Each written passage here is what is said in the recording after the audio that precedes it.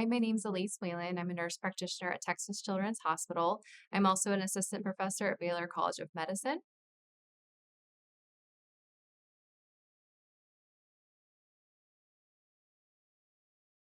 There's always the question I've gotten is food interactions. Can my child have this kind of juice or this kind of tea?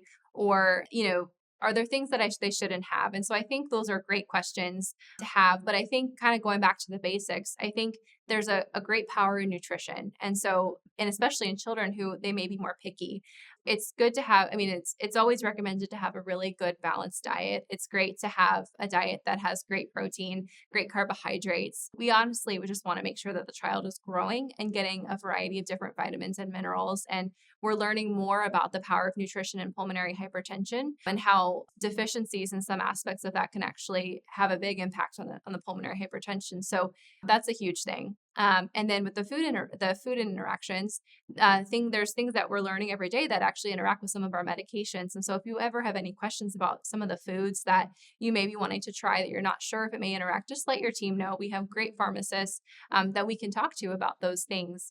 Other lifestyle modifications. And so, other basic things, getting a good amount of sleep. I think we always talk about the importance of sleep, but sometimes when I go into clinic and I actually say, what time are you actually going to bed? Or what time are you actually waking up? I find that it's usually several hours less than the amount of sleep than they usually need.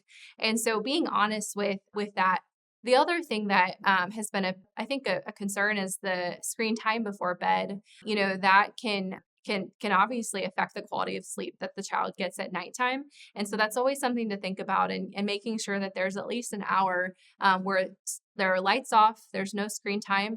Because if you're on the tablet or if you're doing something where there's light, it can affect your body's ability to get a restful sleep for that night. So never underestimate the power of good sleep.